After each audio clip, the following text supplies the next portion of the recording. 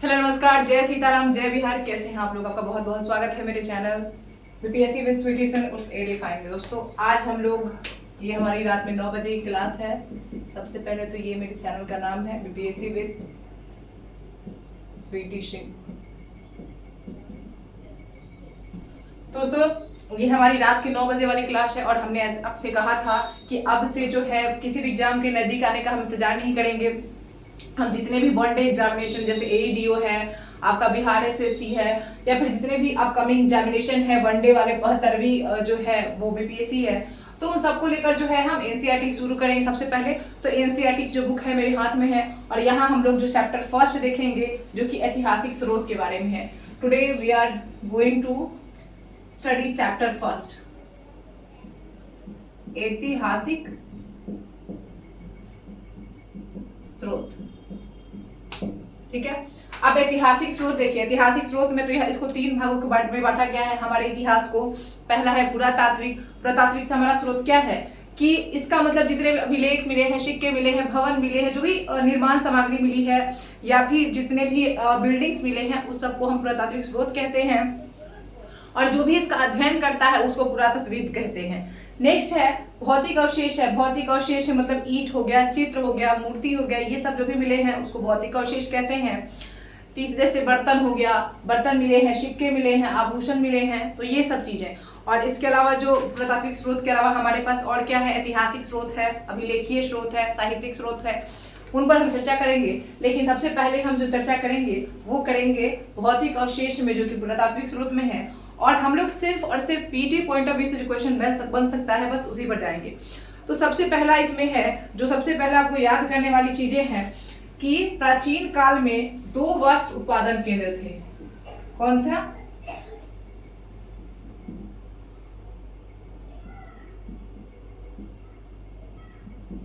मदुरै और वाराणसी। मदुरै और वाराणसी की चर्चा की जाती है प्राचीन काल में वस्त्र केंद्र के रूप में। वस्त्र केंद्र, ठीक है। नेक्स्ट हमारा पीटी फैक्ट है इसमें कि आपको जो है वो अरिकमेडु एक जगह था प्राचीन काल में जहां से हमें ईंटों का ढांचा मिला है जो गोदाम रहा है। तो ये पूछ सकता है कि हमें ईंटों का ढांचा कहां से मिला है, गोदाम कहां से मिला है प्राचीन काल में। तो गोदाम मिला है अरिकमेडु से। ये कहा अरिकमेडु कहां है? पुदुचेरी में है। ठीक है। नेक्स्ट जो है ये आपको एक एम्फोड़ा पात्र, कभी कभी पीटी फैक्ट पूछ लेता है कि एम्फोड़ा प्राप्त में प्राप्त हुए हैं, एम्फोड़ा पात्र भी कहां से प्राप्त हुए हैं। तो ये अरिकमेडु जो जगह है वहीं से हमें एम्फोड़ा पात्र की प्राप्ति हुई है। एम्फोड़ा पात्र, ठीक है। एम्फोड़ा पात्र की प्राप्ति भी कहां से हुई है? तो अरिकमेडु से ही हुई है।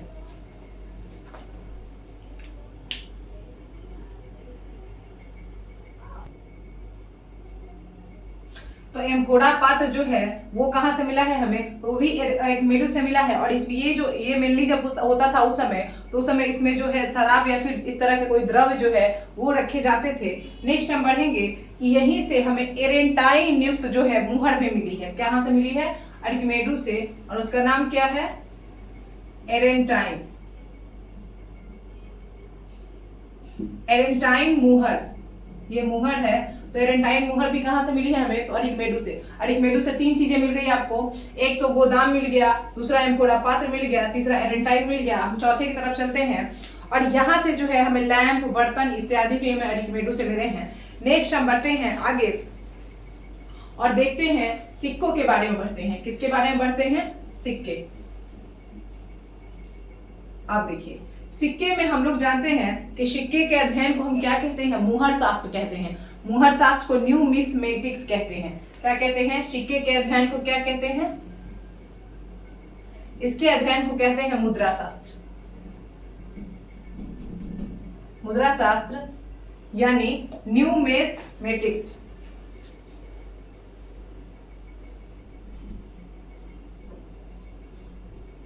ठीक है। तो कभी कभी पूछ देता है कि सिक्के के अध्ययन को क्या कहते हैं, तो मुद्रा शास्त्र कहते हैं, न्यूमिस्मेटिक्स। नेक्स्ट है कि अब देखिए हमारे यहाँ जो सिक्के मिले हैं प्राचीन काल में, वो तांबे के मिले हैं, चांदी के मिले हैं, सोने के मिले हैं और शीशे के मिले हैं। सबसे पहले हम चर्चा करेंगे एक सिक्के की, आहत सिक्के की। आहत सिक्के के बारे में बहुत पूछा जाता है, तो हम देखते हैं कि आहत सिक्का क्या होता है। इसके पहले हम इसको मिटा लेते हैं।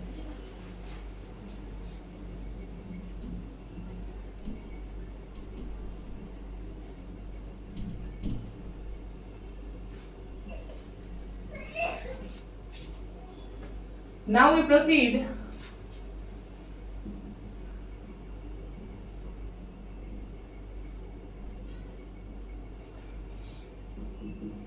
आहत सिक्का। आहत सिक्का किसको कहते हैं? इसको पंच मार्क्स सिक्का भी कहते हैं, पंच मार्क्स भी कहते हैं। ये पांच जो पंच मार्क्स, इसको इसलिए भी कहा जाता है, पंच मार्क्स इसको अंग्रेजी में कहा जाता है। आहत सिक्के को पंच मार्क्स कब कहा जाता है? अंग्रेजी में कहा जाता है। और ये किससे निर्मित थे? अधिकांश तांबे और चांदी से। आहत सिक्के किससे बनते थे? आहत सिक्के चांदी और तांबे से प्लस तांबा। ये बहुत बार क्वेश्चन पूछा है कि आहत सिक्कों का निर्माण किससे होता था, तो चांदी और तांबे से होता था। नेक्स्ट है कि ये जो सबसे पहले इसको किसने जारी किया था? सबसे पहले तो इसको प्रथम जारीकर्ता तो कौन थे? तो ये थे पंजाब और हरियाणा के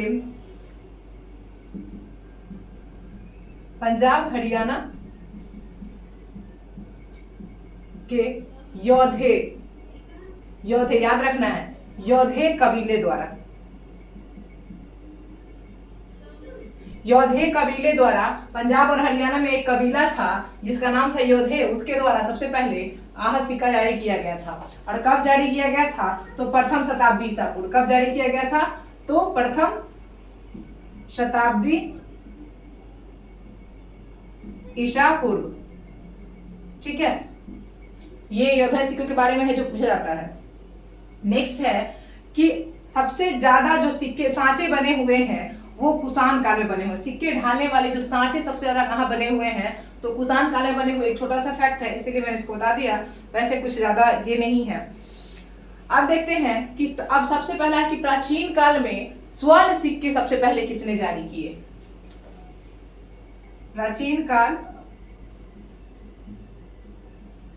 प्राचीन काल में पहली बार स्वर्ण सिक्का, प्राचीन काल प्रथम बार स्वर्ण सिक्का। तो ये किसने जारी किया? तो ये जारी किया था हिंद यवन शासकों ने। ठीक है, किसने? हिंद यवन ने। तो आपसे पूछ देगा कभी कि प्राचीन काल में प्रथम बार स्वर्ण सिक्का किसने जारी किया? तो हिंद यवन शासकों ने जारी किया। नेक्स्ट है कि सबसे अधिक सिक्के किस काल के मिले हैं? सर्वाधिक सिक्का किस काल के हैं? तो मौर्योत्तर काल के हैं। मौर्योत्तर काल। सबसे ज्यादा सिक्के जो है मौर्योत्तर काल में जारी किए गए, लेकिन आपको याद रखना है यहाँ पे स्वर्ण सिक्के कम जारी किए गए।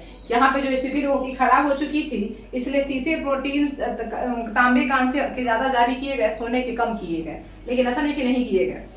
सबसे अधिक सोने के सिक्के किसने जारी किए? आपने ये तो जाना कि स्वर्ण सिक्का सबसे पहले जारी किया है हिंद यवन शासकों ने, लेकिन एक चीज है कि सर्वाधिक सोना का सिक्का किसने जारी किया है? तो गुप्त शासकों ने। सर्वाधिक स्वर्ण सिक्का, यहाँ पे हम इसको कर देते हैं सर्वाधिक स्वर्ण सिक्का। तो सर्वाधिक स्वर्ण सिक्का किसने जारी किया है? तो गुप्त शासकों ने। किसने? गुप्त शासकों ने। ठीक है, सर्वाधिक स्वर्ण सिक्का जारी करने वाला जो राज्य है वो कौन है? गुप्त शासक। नेक्स्ट है, इससे यही पता चलता है कि गुप्त शासकों की जो वित्तीय स्थिति थी वो बहुत समृद्ध थे वो, और इसीलिए अब हम आगे बढ़ते हैं। अब हम नेक्स्ट चलते हैं, हमारा सिक्का खत्म होता है, अब हम अभिलेख की तरफ चलते हैं। किसकी तरफ चलते हैं? अभिलेख की तरफ।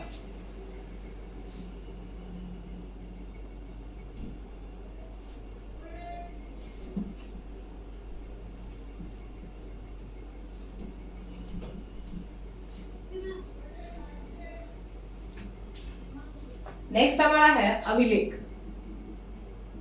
अभिलेख, ठीक है। अब अभिलेख में हम देखते हैं कि अभिलेख के अध्ययन को क्या कहते हैं, तो पूरा लेखा शास्त्र कहते हैं। अध्ययन को, इसके अध्ययन को क्या कहते हैं, तो पूरा लेखा शास्त्र, पूरा लेखा शास्त्र। अभिलेख के अध्ययन को क्या कहते हैं, पूरा लेखा शास्त्र कहते हैं। और इसको इंग्लिश में कहते हैं एपिग्राफी। क्या कहते हैं, एपिग्राफी, एपिग्राफी, ठीक है।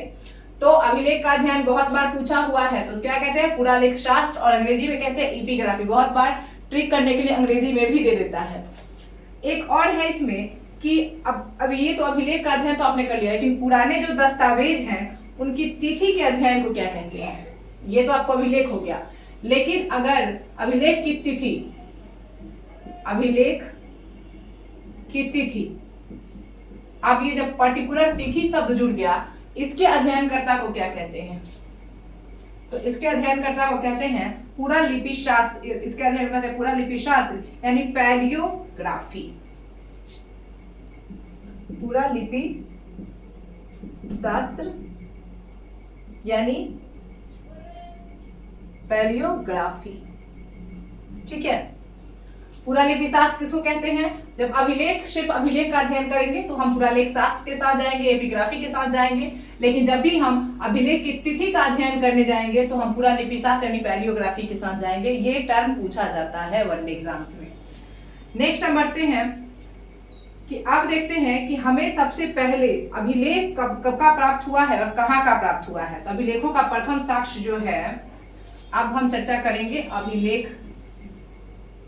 अभिलेखों का प्रथम साक्ष्य, अभिलेखों का प्रथम साक्ष्य। तो अभिलेखों का प्रथम साक्ष्य जो है वो आपको कब मिला है, 3वीं शताब्दी ईसा पूर्व का है, जो प्राकृत भाषा में है और ब्राह्मी लिपि में है, ठीक है। कब की है, तो 3वीं शताब्दी ईसा पूर्व।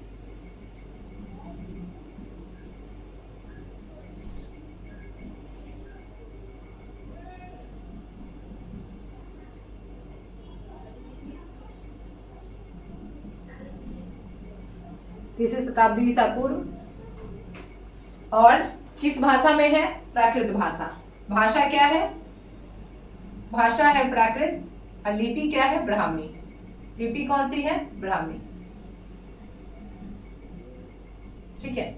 तो पहला अभिलेख हमें कब प्राप्त होता है, अभिलेख का प्रथम साक्ष्य 3वीं शताब्दी ईसा पूर्व, प्राकृत भाषा, लिपि ब्राह्मी, ठीक है। अब देखते हैं कि अब संस्कृत के जो अभिलेख हैं वो ईसा की 2री सदी से मिलने लगते हैं, लेकिन 4वीं 5वीं सदी में संस्कृत अभिलेख का बहुत ज्यादा प्रचलन होता है। नेक्स्ट हम बढ़ते हैं कि एक टर्म आया है, कार्पेस इंस्क्रिप्शनम इंडिकेरम। कार्पेस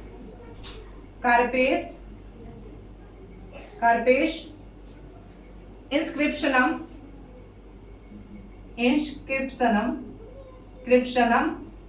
कार्पेस इंस्क्रिप्शनम इंडिकेरम। अब ये क्या है, ये टर्म अगर पूछ देगा, तो अभी तक पूछा नहीं है। ये टर्म जो है इसमें मौर्योत्तर के और साथ में गुप्त काल के जितने भी अभिलेख हैं उसकी ग्रंथमाला है। किस किस काल में, तीन काल संबंधित है इससे। पहला संबंधित है मौर्य, दूसरा है मौर्योत्तर, और तीसरा है गुप्त काल।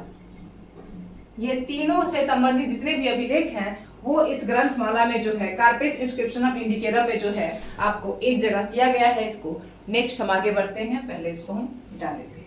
अभी अभिलेख में और लिख पढ़ना है।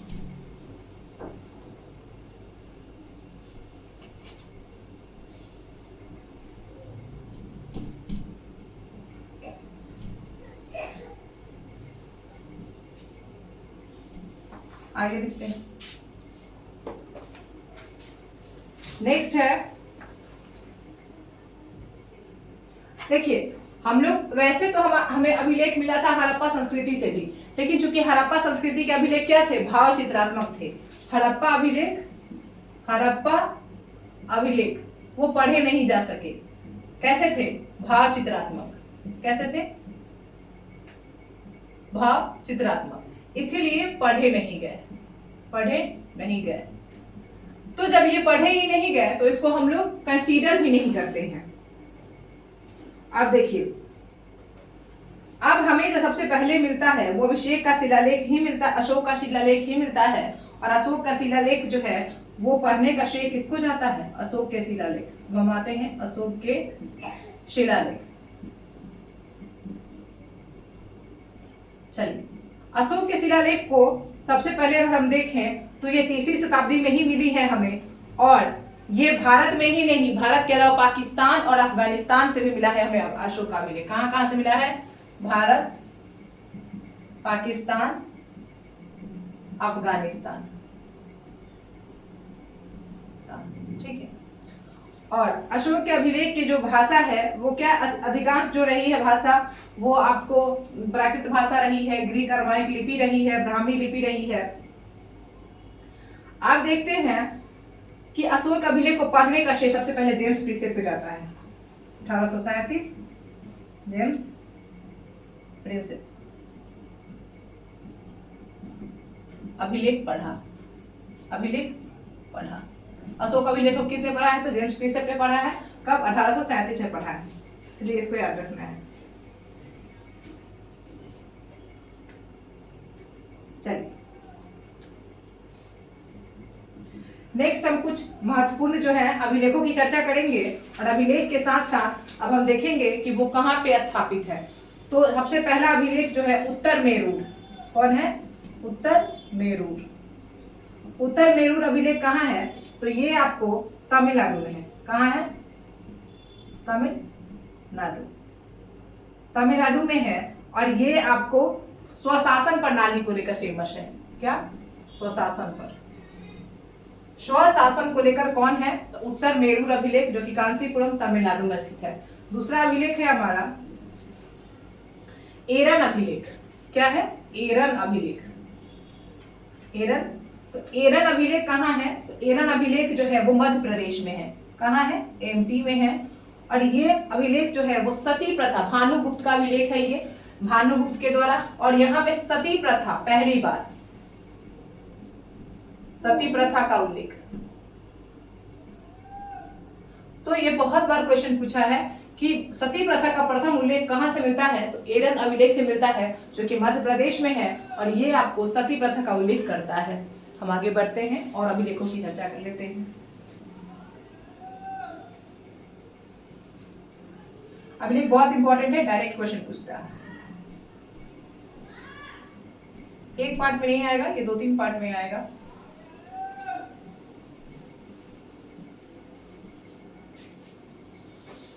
नेक्स्ट बढ़ते हैं बेसनगर अभिलेख। बेसनगर अभिलेख मैं नहीं लिख रही हूँ क्योंकि हमारा टॉपिक वही है। बेसनगर है, ये भी मध्य प्रदेश में है, ये भी एमपी में है। और ये आपको हेलियोडोरस का अभिलेख है। किसका है? हेलियोडोरस,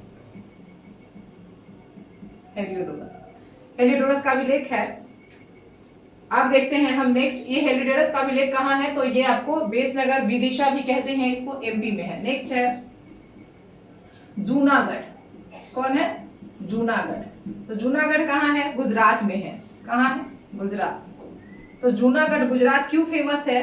तो ये रुद्रदामन द्वारा लिखित है। सब पहला संस्कृत, शुद्ध संस्कृत है, शुद्ध संस्कृत का पहला अभिलेख, पहला अभिलेख। मैंने ऐसे अभिलेख को शॉर्ट कर दिया। और किसने?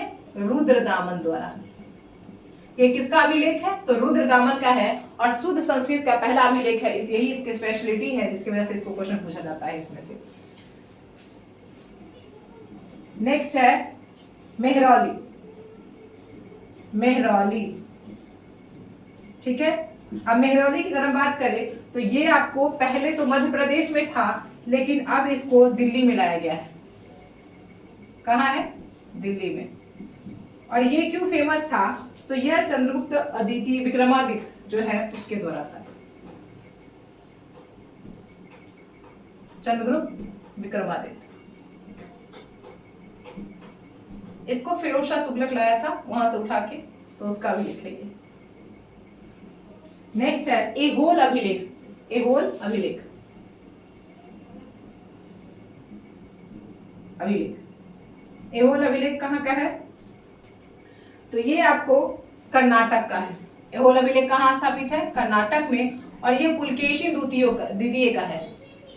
पुलकेशिन, पुलकेशिन, पुलकेशिन द्वितीय, पुलकेशिन सेकंड का है। और इसने जो हर्षवर्धन को हराया था, हर्षवर्धन पर विजय प्राप्त किया था इसने, हर्षवर्धन पर विजय, पर विजय।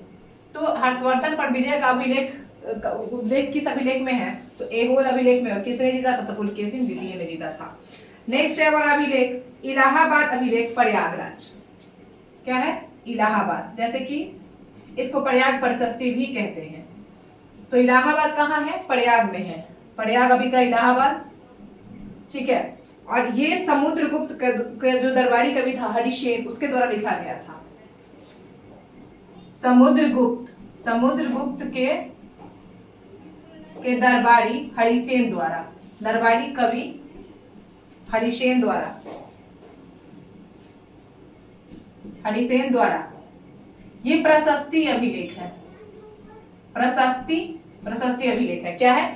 मतलब समुद्रगुप्त के विजय की चर्चा करने के लिए जो इनके दरबारी थे हरिसेन, उनके द्वारा जो लिखा गया वही इलाहाबाद यानी प्रयाग प्रशस्ति के नाम से भी जाना जाता है। नेक्स्ट हम आगे बढ़ते हैं। आगे हम देख लेते हैं कुछ और अभिलेख बचे हुए हैं। एक दो अभिलेख और हैं जिसको हम देखेंगे और इसके बाद इस क्लास को आज यहीं खत्म करेंगे। थोड़ा थोड़ा ही पढ़ेंगे लेकिन रोज पढ़ेंगे। नेक्स्ट अभिलेख है हमारा हाथी गुम्फा अभिलेख। क्या है? हाथी गुम्फा अभिलेख, अभिलेख, हाथी गुम्फा अभिलेख। हाथी गुम्फा कहाँ है? हाथी गुम्फा है आपको भुवनेश्वर उड़ीसा में। कहाँ है? उड़ीसा में। और ये किससे संबंधित है? तो कलिंग नरेश खारवेल से। कलिंग नरेश, कलिंग नरेश, कलिंग नरेश खारवेल। कलिंग नरेश खारवेल से कौन जुड़ा हुआ है? तो हाथी गुम्फा अभिलेख जुड़ा हुआ है।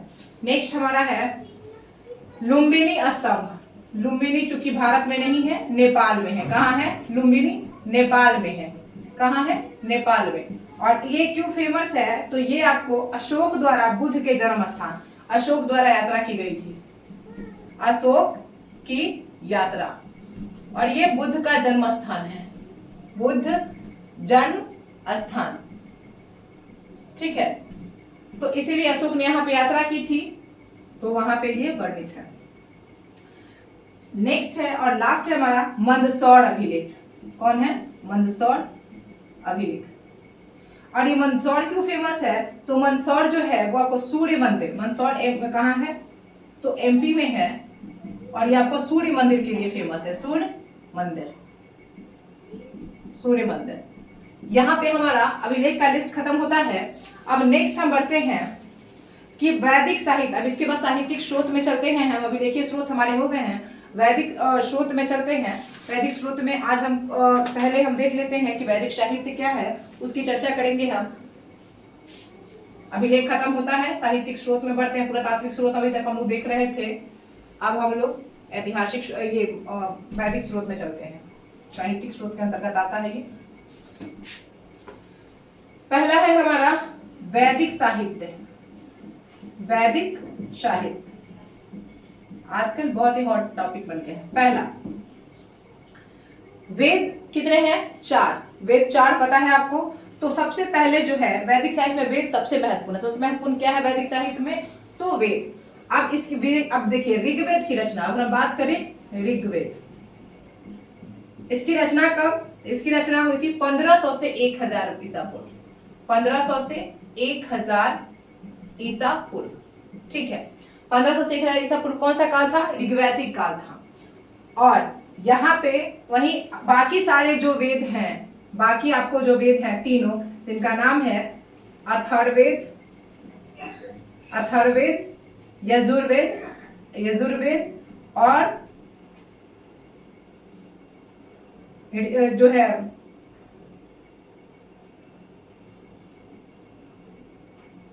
सामवेद, ये सब की, इन सब की, और जितने भी ब्राह्मण ग्रंथ है और जितने भी ब्राह्मण अरण्यक है, ब्राह्मण अरण्यक, इन सब की रचना हुई है 1000 से 500 ईसा पूर्व। ठीक है, तो आपसे पूछ देगा कि ऋग्वेद की रचना कब हुई है, तो 1500 से 1000 ईसा पूर्व, और बाकी सारे जो वेद है और ब्राह्मण या फिर अरण्यक ग्रंथ है वो 1000 से 500 ईसा पूर्व के बीच में जो है उनकी रचना हुई है।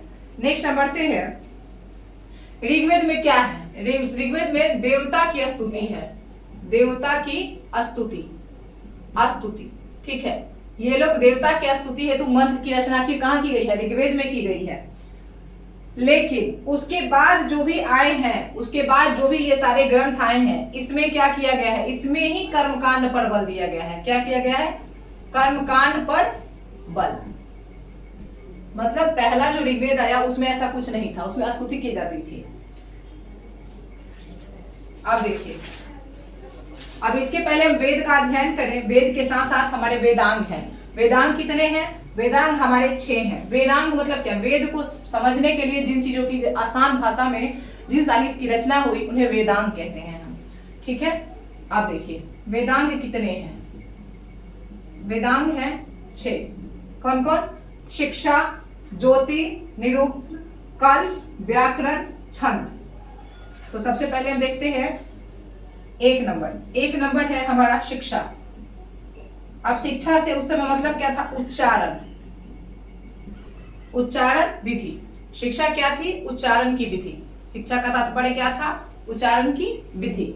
नेक्स्ट है हमारा 2nd कल्प। कल्प से हमारा तात्पर्य था कर्मकांड। क्या? कर्मकांड। नेक्स्ट है हमारा व्याकरण। व्याकरण। 4th है हमारा निरुक्त। 4th क्या है? निरुक्त। निरुक्त से हमारा तात्पर्य क्या है? भाषा विज्ञान। ऐसे व्याकरण से नहीं है, निरुक्त से भाषा विज्ञान का है, भाषा विज्ञान। नेक्स्ट अगर हम बढ़े तो नेक्स्ट हमारा है छंद और ज्योतिष। 4 तक हो गया था।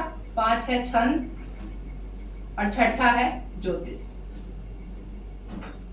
ठीक है, ये है, फिर से इसको रिकॉल कर लीजिए। शिक्षा, उच्चारण विधि, कल्प, कर्मकांड, व्याकरण, निरुक्त, भाषा विज्ञान, छंद और ज्योतिष। ये हमारे 6 वेदांग हैं, पूछे जा सकते हैं। अब देखिए, अब यहीं से इसमें से 4 प्रकार के जो है जो सूत्र भी विकसित हुए हैं, जिसमें कि 3 की रचना, हम 3 की चर्चा हम यहाँ पे करेंगे। सबसे पहला क्या है? स्रोत सूत्र है, दूसरा है गृह सूत्र है, और तीसरा जो है वो शुल्ब सूत्र है। तो हम तीनों सूत्रों की अब चर्चा करेंगे, ज्यादा नहीं करेंगे, बस एक लाइन में। जितना पूछता है बस उतना ही, उससे एक्स्ट्रा कुछ नहीं, हमें एक्स्ट्रा नहीं पढ़ना है। बस जितना पूछता है 1 to 1 उस चीज को, जिससे क्वेश्चन बन सकता है, बस उस चीज को लेके। चलिए अब हम बात करते हैं जो 3 सूत्र है। 3 सूत्र। पहला श्रौत सूत्र। क्या है? श्रौत सूत्र। दूसरा गृह सूत्र, और तीसरा शुल्ब सूत्र। ठीक है, अब श्रौत सूत्र में क्या है? राजा द्वारा जो भी यज्ञ किया गया है, राजाओं के द्वारा जो यज्ञ किया गया है, राजाओं द्वारा यज्ञ, इसकी चर्चा किसमें की गई है? श्रौत सूत्र में। गृह, अब पारिवारिक जो संस्कार हैं, जो हमारे 16 संस्कार हैं, नामकरण से लेके मरण तक, ये 16 संस्कार किसमें आते हैं? गृह सूत्र में। और शुल्ब सूत्र इंपॉर्टेंट है क्योंकि इसमें जो है यज्ञ वेदी का निर्माण पूछा गया है। यज्ञ वेदी का निर्माण और माप